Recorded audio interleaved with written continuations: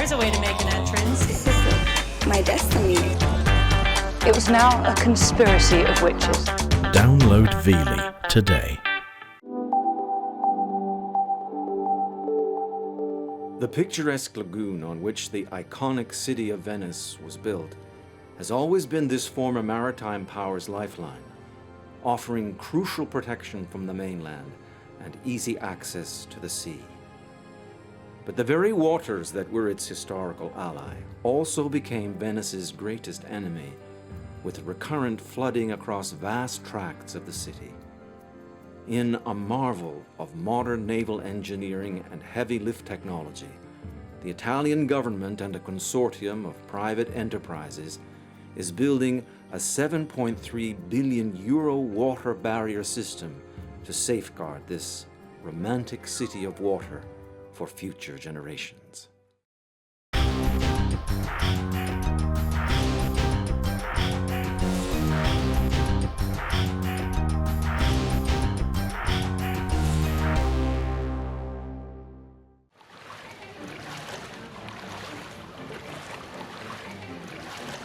The streets of Venice flood, a phenomenon known here as Acqua Alta, when strong southeasterly winds and a high astronomical tide cause an unusual inflow of water into the Venetian lagoon. Exceptional tides, measured here at Punta della Dogana, have occurred more frequently over the last century and risk catastrophically damaging the whole lagoon and the city itself. Venetians have long been accustomed to coping with the inconvenience of Acqua Alta. In 2003, the Italian government began building an ambitious feat of engineering to stop the devastating high tides and save the city. A massive surge barrier with 78 floating gates to close off the lagoon when flooding occurs. Let's say it's a problem of preservation of the city's monumental heritage. Thanks to exchanges with the environmentalists and to the improvement of the technologies, we have created the most important and probably the greatest environmental initiative in the world. You can't just finish part of it and then see if it works. We're going to have to wait until it's completely finished. Venice is sinking due to a twofold mix of natural and man-made problems.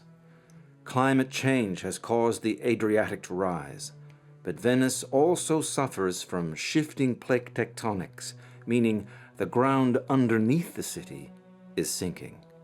This problem is made worse by the reckless pumping of groundwater for use in petrochemical plants nearby.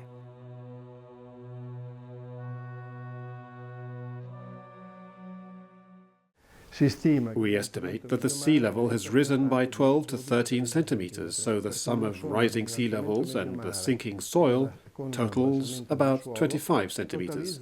So the city of Venice over the course of the last century has sunk approximately 25 centimeters with respect to the average sea level. In 1966, flood levels in the city reached a record 1.94 meters, roughly 6 feet, causing immense damage to the city's building and giving birth to the Save Venice movement. Recognizing the need for a permanent solution, city authorities hatched a plan for the separation of the lagoon from the sea at high tide. The project was baptized MOSE, an acronym that stands for Modulo Elettromeccanico Sperimentale, or Experimental Electromechanic Module. In 1966, Venice flooded dramatically. It was the worst flood ever recorded and lasted longer than ever before. And so the Italian government decided that Venice had become a national problem and that the city had to be saved from the high waters. So, from that moment onwards, a series of ideas emerged, and then projects were launched that are now being concluded after many years, to create a system that stops the rising waters outside the Venetian lagoon, protecting the city from flooding. The Mose project was all the more ambitious because of the geography of Venice. The Venetian lagoon was formed about 6,000 years ago as the coastal plain shifted following the last ice age. Today, it stretches 550 square kilometers from the river Sila in the north to the Brenta in the south.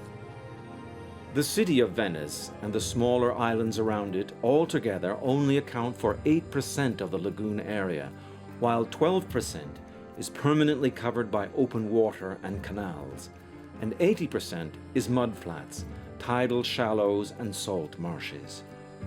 In fact, it is one of the Mediterranean basin's largest wetlands. The lagoon is connected to the Adriatic Sea by 3 large openings in the natural sand barrier. They are the Lido, the Malamocco, and the Chioggia inlets, where the tide enters and exits twice a day.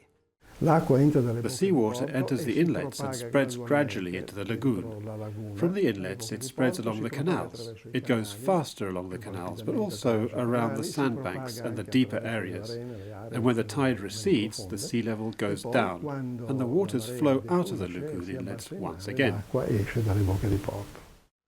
During and after the fall of the Western Roman Empire, the inhabitants of the Venetian coastal plain fled the invading barbarians and came to live on the dozens of islands surrounded by the shallow lagoon for the protection it afforded.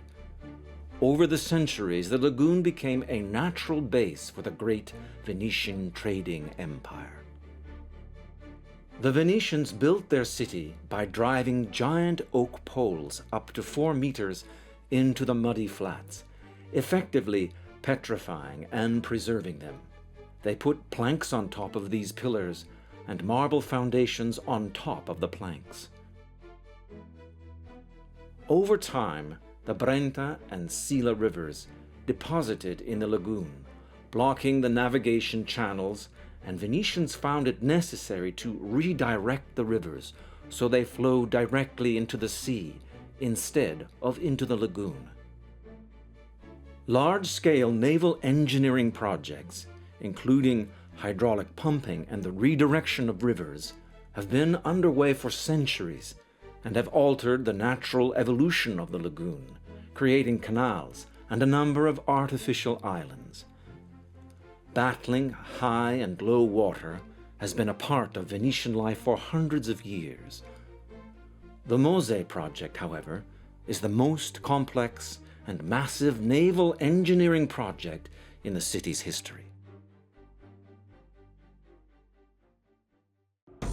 The idea that Venice could be protected from the sea by a series of barriers began to gain traction in the 1970s. Other surge barriers in London, St. Petersburg, Russia, and Rotterdam in the Netherlands showed that the concept could work, but actually building it in Italy proved far more complicated than expected. Like all costly big engineering projects in Italy, it encountered strong opposition from environmentalists, became vulnerable to corruption, and fell into a web of contradictory local and national powers. When the project was first designed 30 years ago, it was essentially an engineering project, and so we approached the problem in a very, let's say, hard way. Today, there are 2 sides to the project: the engineering side, but also the environmental side. Construction of the Venetian Mose began in 2003, and the surge barrier is expected to be complete and fully functional in 2018. The Mose project was tailor-made to protect Venice, with 4 major barriers installed at the 3 main lagoon inlets that connect the lagoon to the Adriatic Sea. The Venice surge barrier consists of 78 floating steel floodgates arranged into 4 rows of various sizes, widths, and lengths. They are all independently operated and housed in tanks anchored to the sea floor. Each gate lies horizontally on the seabed when not in use, but when the tides over 110 centimeters are predicted, the barriers rise up on their hinges. After the threat passes, the air is released and the barriers can sink down again. La spinta di galleggiamento fa moltissimo. Proviamo a pensare che siano The flotation forces do most of the work. Think of them as buoys, which are submerged except for the last part. So they are controlled with pressurized air inside the barrier and absorb the force of the wave. But the air inside the barrier compensates for it. All'interno della paratoia subiscono la forza dell'onda, cioè la spinta dell'onda, ma l'aria all'interno della paratoia la contrasta. Over time, the MOSE project morphed from being a purely engineering project to encompass also the recovery of lagoon wetlands that had been eroded over the centuries, and the recovery and restoration of Venice's ancient arsenal, which became the control center of the whole project, now run by the construction consortium Venezia Nuova, or New Venice. The work we have done over the last few years has been varied. Land recovery, reinforcement of the coastline, decontamination, protection of polluted areas. All this to regenerate and improve the lagoon and the quality of its water.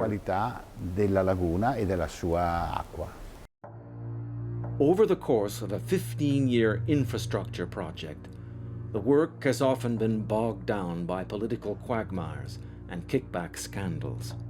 One of the most vocal opponents of the MOSE project is Luigi Lazzaro of Lega Ambiente. This model, this Italian style of managing the bids and sub-bids in-house that determine who gets the project and then inflating the costs year after year is a direct result of the new public works law. Now we are up to 7 billion euros, with the MOSE maybe being completed in 2016. Then we'll see how much money it will cost in the future. It is one of the most complex and costly public works projects in Italian history. The budget of the construction is approximately 5.5 billion euros, spent over 10 to 15 years for construction. In general terms, we think maintenance will be 30 to 40 million euros a year. Noi pensiamo che la cosa sia fra i 30 e i 40 milioni di euro all'anno. But it is the MOSE surge barrier that is at the heart of this massive new effort to protect Venice. The heavy lift company Fagioli was called in to move some of the key elements of this massive engineering operation, together with construction company Mantovani, the Venice Water Authority, and the privately owned consortium Venezia Nuova. After centuries of devastating floods, a plan to save Venice from the rising sea and the sinking city finally surfaced. Each of the 12,000-ton concrete housings had to be moved from the building site to the lagoon entrance. While the Lido and Chioggia barrier housings were built close to their final destination site, the caissons for the Malamocco lagoon entrance were built far from where they were to be laid. Moving the concrete barrier housings from the building site to their designated place on the sea floor, and then installing the mobile barriers was an epic lifting job. Fagioli first had to deliver a lifting structure that would allow the caissons built for the Malamocco entrance to be lowered into the water, as the site could not be flooded like the others. In order to sink the caissons here, the consortium built the largest synchro lift in the world, made up of 26 beams, each 57 meters long, activated by hydraulic winches that could lower the caissons underwater so that they could, in turn, be lifted and transported. The synchrolift is a synchronized elevator that allows us to lower things in water. Structures that aren't only very large in size, but above all, extremely heavy. And with this lift, we can carry caissons that weigh up to 22,000 metric tons. The massive crossbeams of the synchrolift were transported onto a specially designed barge using self-propelled modular transporters. They are equipped with dozens of wheels that can rotate individually through 90 degrees in order to move massive weights in any direction. It took 3 to carry each of the beams to the barge, where they were loaded and taken to the construction site, where they were laid side by side and attached to the massive hydraulic jacks that provided the lifting and lowering power. Fagioli was also contracted to move some of the concrete caissons from the Lido Tre Porti building site. In order to move the massive concrete caissons, Fagioli engineers designed a unique tool for the job. They designed a catamaran structure with 2 river barges bound together with crossbeams equipped with strand jacks. A special wedge-shaped connection provided the catamaran with the necessary rigidity to perform the massive lift. The unit was designed and built at the Fagioli yards at Cremona on the Po River, under the direction of Loris Giovannini. Il porto di Cremona è stato un polo molto importante per il MOSE. The port of Cremona has been a very important location for the MOSE project in that it had the shipyard where the catamaran was pre-assembled. The catamaran was constructed out of 2 existing river barges that were taken out of the water in the port of Cremona, put in the dry dock in order to modify them and utilize them as the catamaran. In the port of Cremona, the 2 crosshead beams were constructed that would constitute the catamaran. Once assembled in the dry dock, the whole catamaran was disassembled and, piece by piece, barges and beams were transported to the Lido Tre Porti. E pezzo dopo pezzo, mi riferisco a chiatte e travi, sono state poi portate al Lido Tre Porti. For this heavy lift job, the catamaran needed a total of 20 strand jacks, able to lift from 45 to 294 tons. They do the heavy lifting of the concrete caissons. In particolare sono stati utilizzati 4 strand jacks per la 4 strand jacks were used to sink the caissons. There were 4 vertical strand jacks that let us sink the caissons to their correct depth. Dopodiché sono stati utilizzati 12 strand jacks. Then we used the 12 L50 strand jacks with a capacity of 50 tons for the secondary mooring. That connected the caissons to the catamaran. Then, another 4 L300 strand jacks with a 300-ton capacity were used for the primary mooring system, which allowed the catamaran to move the caisson to its final resting place. Fino alla posizione finale di installazione. The single most employed instrument in all the transportation of the 12,000-ton caissons of this mega project was the strand jack, which uses an electrically activated hydraulic pulley to raise massive weights spread evenly among the dozens of cables lifting the load.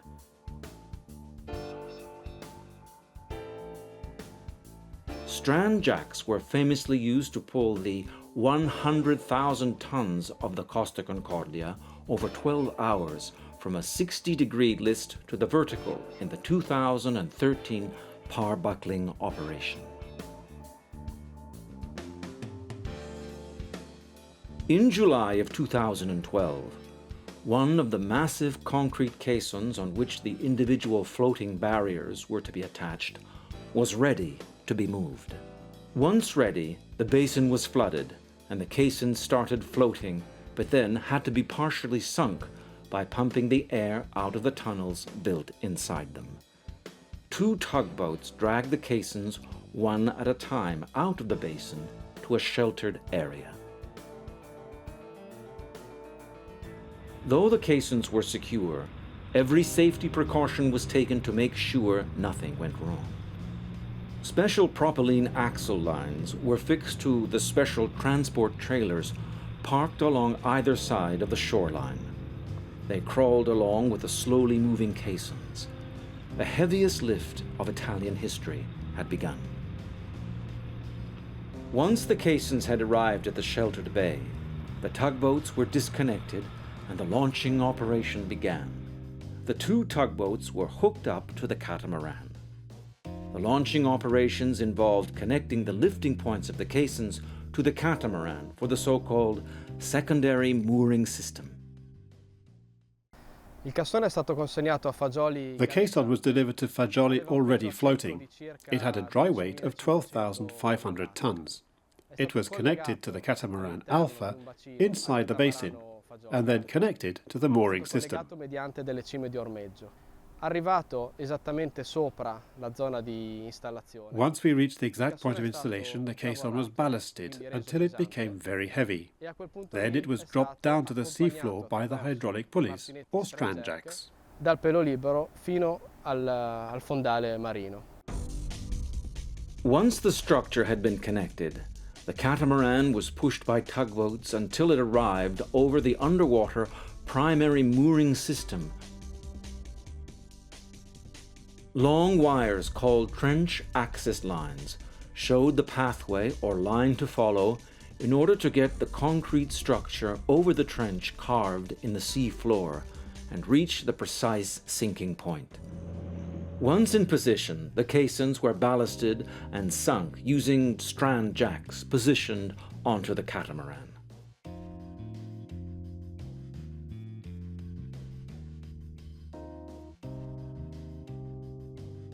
Water cushions previously positioned into the seabed were filled, gently taking the load of the caissons before they reached the bottom of the trench. The bags were then deflated, allowing the placement of the caissons in their final position. Engineers used precise 3D computer models to place the caissons with millimetric precision and slide one against the other to form a single watertight line. Even the smallest error could mean disaster for the Mose project. However, this was just the first stage in the massive move. Once the caissons were lowered, the floating barriers had to be attached. This was a massive feat of engineering. In 2003, the Italian government began investing billions into a project called Mose, a massive barrier to control the tides flowing in and out of Venice from the Adriatic Sea. Here at Lido Tre Porti, the Mose construction site rises out of the sea, a massive grey wall of concrete. But what is underwater and how does it work? 20 meters beneath the sea are a series of massive concrete caissons.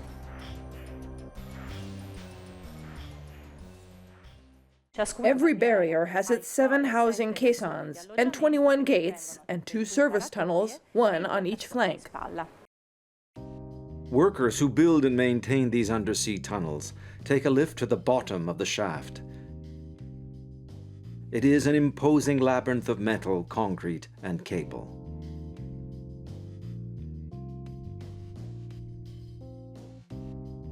There are 2 tunnels, one for transport and another a lateral service tunnel in which repairs can be carried out in a hurry if there is a leak. Watertight rooms along the side of the tunnel host the attachment mechanisms connected through the watertight female housings to the male part of the hinges on the outside of the caisson, round which the barriers move when compressed air is pumped into them. Each of the hinge rooms is flanked by a service chamber that allows a diver to enter the hinge room to carry out any emergency repairs if it is flooded. The watertight doors need to be checked regularly. They must be kept closed at all times.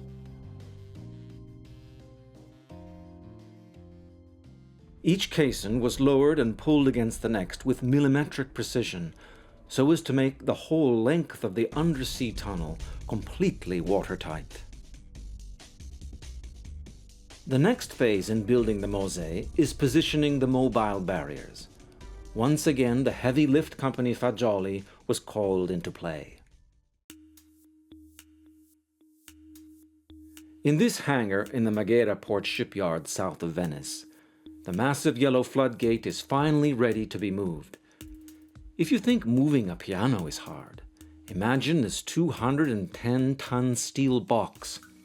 The whole process of moving the barrier out to sea would take 3 full days. Fagioli uses a special heavy lift transport vehicle to slowly roll it out onto the awaiting barge.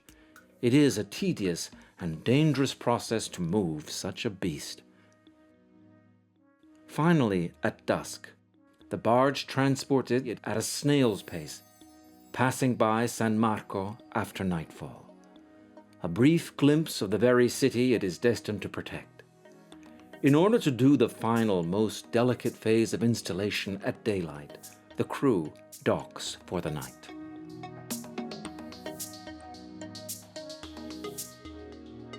Dawn rises over Venice. The city of water slowly wakes, doing its daily business by boat. The barge with the great yellow gate heads out to sea to its final resting place. After we lowered the 7 caissons, Fagioli was also involved in the laying and installation of the floodgates. To do this, we utilized a scaffolding structure that was constructed of trellis towers and beams connected to the towers. The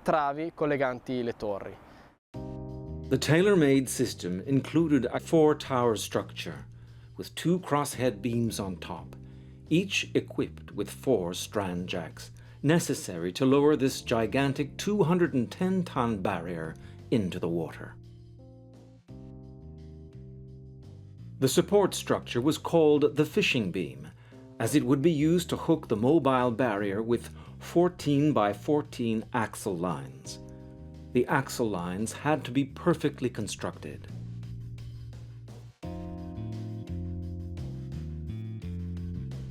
When the structures were ready, a large barge equipped with 4 sets of gantries was maneuvered into position, and the tower legs, connected to a bottom frame, were joined to the 4 tower sections. This was a delicate stage. Every connection had to be precise to the millimeter. Workers monitored every parameter using radar, adjusting the cables and hydraulic pressure as needed. La chiatta con a bordo la paratoia è stata trasportata fino a Bocca Lido Tre Porti. The barge with the floodgates on board was transported to the Lido Tre Porti inlet, and there it was floated under the 4 strand jacks mounted on the launching legs. The weight of the lifted floodgate is almost 250 metric tons. The strand jacks allowed the floodgates to be lifted from the barge and lowered onto the caisson with millimetric precision. Con una tolleranza anche qui millimetrica. Once the caissons had been laid, the barges loaded with the barrier were moved directly under the launching structure, so the fishing beam could hook the barrier. After this, the area was cleared from the barge, and the barrier was lowered into the water using the strand jacks. Then the mobile barrier was freed from the support structure and fixed to the caisson. Any misstep could send the 200-ton gate to the bottom of the sea. Finally, the barge came back to load the launching gantry system and repeat the whole operation with the other 3 barriers. This will be done 78 times. This is the old arsenal, ground zero of the fight to save Venice from sinking. Once the former shipyard of the Republic of Venice, today it is reclaiming its place as the power center of the city. Here, in the main command and control station of the Mose project, engineer Hermes Redi is in charge of managing the Mose's reaction to the combination of high tides and adverse winds. As we've said earlier, the floods are caused by a combination of several events. One is the normal tide. The other is the southeasterly wind, which pushes the water towards the upper Adriatic, and so against the lagoon. And lastly, there is a standing wave which contributes to rising waters. He works hand in hand with the engineers and technicians of the City Tide Center to analyze the meteorological and tidal data coming into the control room. It is here where the crucial decision is made to close or open the 78 gates that make up the barrier. The parameters of the screen that you see on the upper left are the monitors that give us the actual position of every barrier, its position and its state, should we need to activate them. The central part is dedicated to the weather forecast. All the other screens give us information about the lagoon surroundings, the Mediterranean and the Adriatic Sea, all the data near our area that allows us to have a clear picture of the meteorological situation.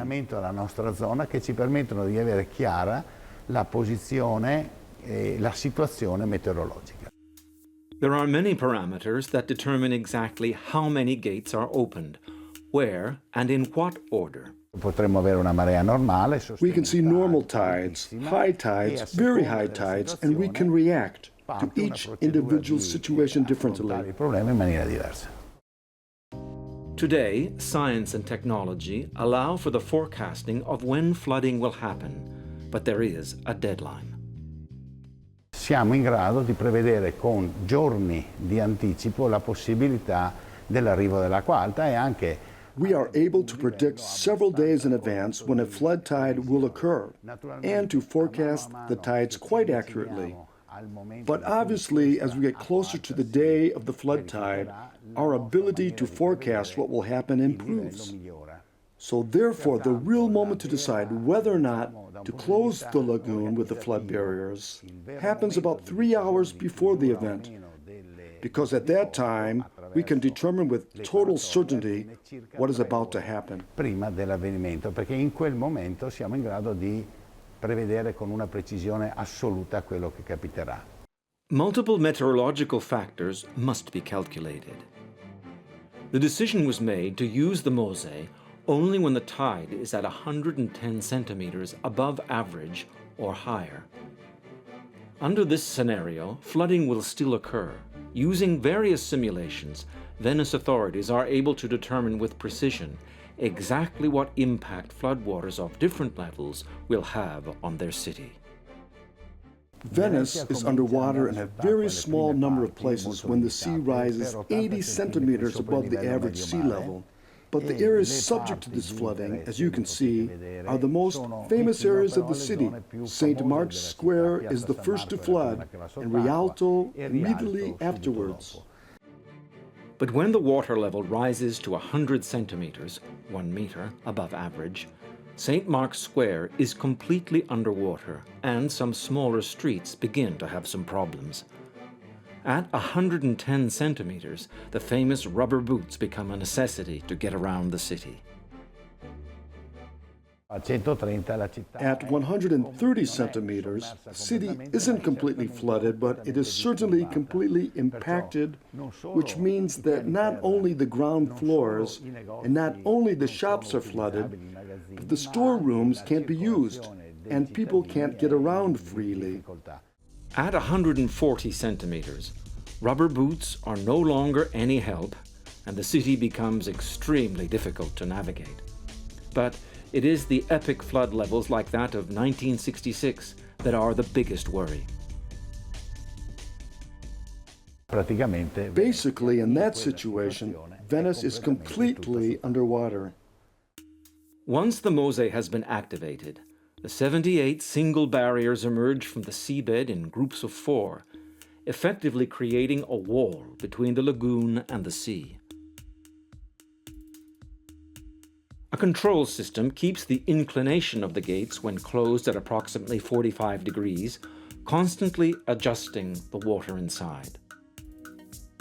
When it is time to open the barrier, the gates are filled with water, a process called ballasting. They slowly come to rest flush with the seabed, invisible from above. Massive hinges that weigh 42 tons keep the gates attached to their bases. There are small gaps, just a few centimeters wide, which allow a little water through, but more importantly, allow the gates to move and rotate on their hinges as necessary. In October of 2013, the first test was conducted on the Mosè, and the gates were raised ceremoniously out of the sea. The precise data is boring, but I can tell you that just by closing half of the inlet, you could definitely see a lowering of the water level inside the lagoon. So the Mose works. The tide was slowed.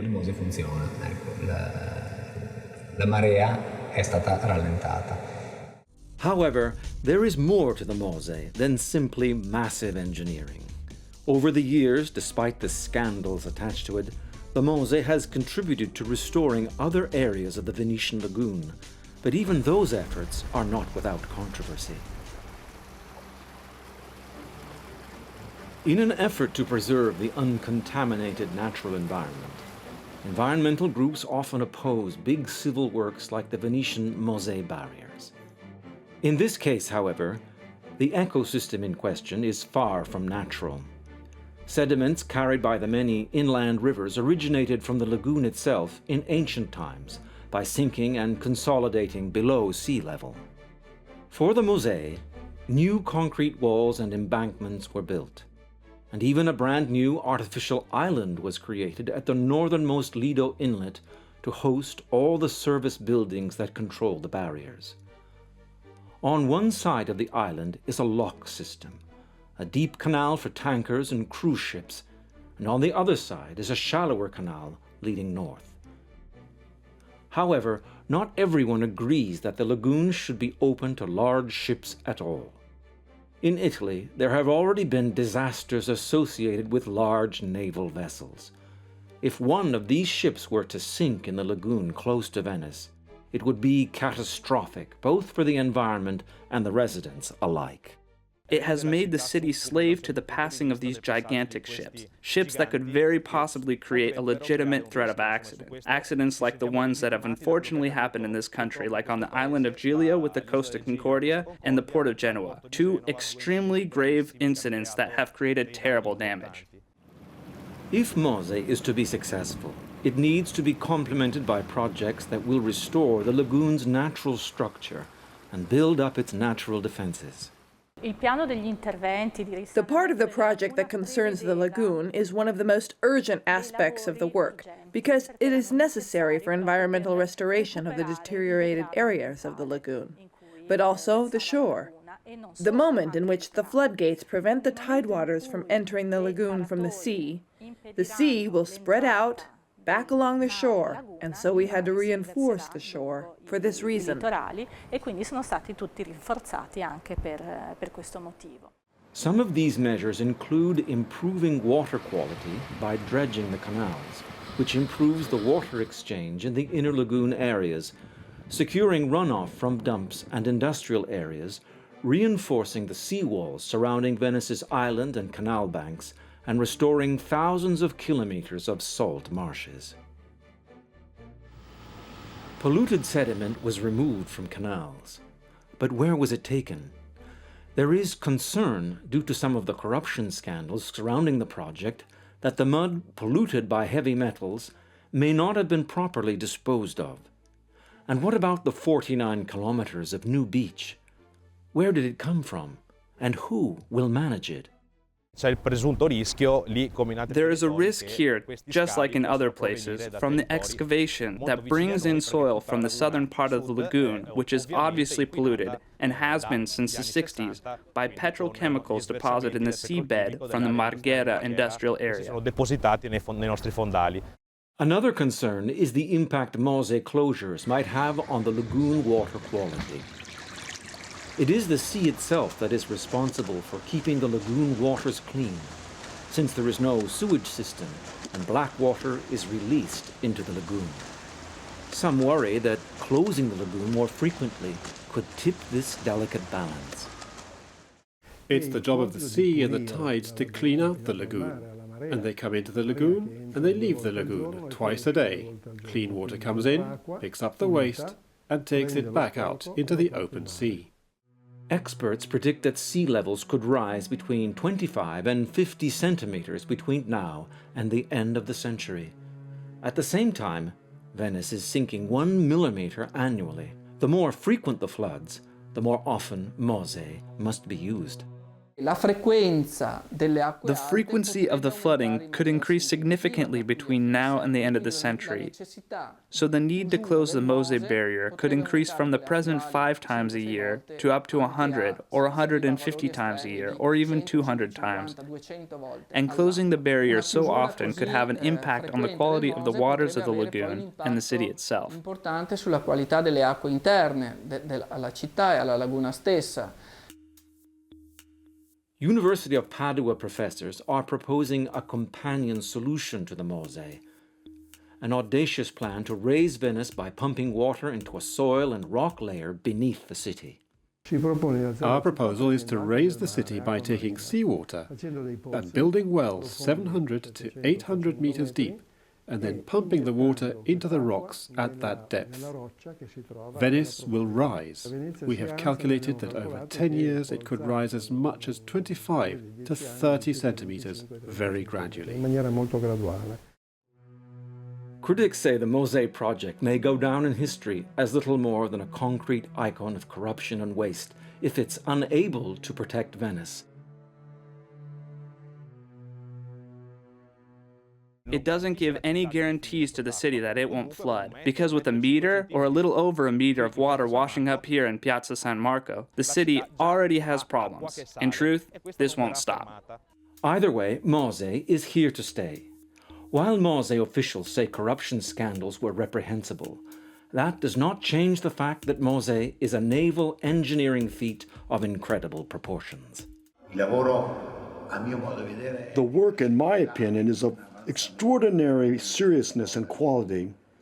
You have to think that for the caissons that are 60 by 40 by 28 structures, we have tolerances of less than 1 centimeter. In the last year, we put down 18 of these caissons, one every 15 days, without erring by 1 second or 1 centimeter from our plan. The Mose construction is permanent, together with all its accessory parts, and we'll have to live with it even if it's unable to respond to climate change, which it seems is about to happen. Siamo tutti in attesa di questo 2017, 2016-17. We're all waiting in anticipation. Could be 2016, 2017, 2018. Waiting for the moment when we'll know for sure if it really works, so we can test if the project will be able to keep a significant amount of the flooding out. Il flooding della città durante le alte maree.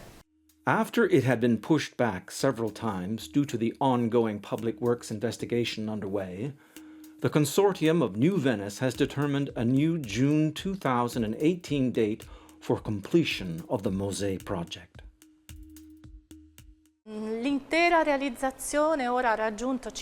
The whole project is about 87% constructed. It's missing the last 3 rows of floodgates that they'll need to install by the end of 2015. Although there is some uncertainty about how effectively Mose will protect the city of Venice, 7 billion euros have been spent, and the project is currently the best hope the city has of not being swallowed up by the very lagoon to which it owes its fame. Without doubt, the Mose project has been a marvel of engineering that has utilized the toughest machines and technologies that the maritime construction world has to offer. If it does work to save Venice from more frequent devastating floods, visitors from all over the world will still have the opportunity to admire this wondrous city of water for decades to come.